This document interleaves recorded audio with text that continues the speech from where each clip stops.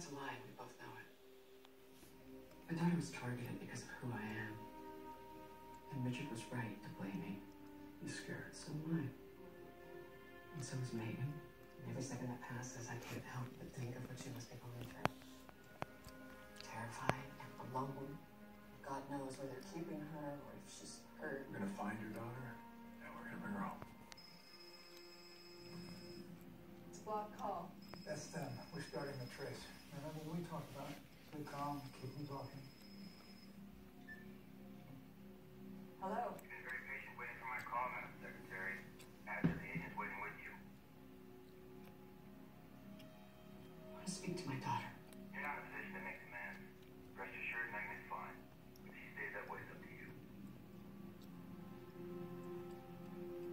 What is it that you want? Your attention. Do I have it? Yes? Good. If you want to see your daughter again, I'll cost you $10 million.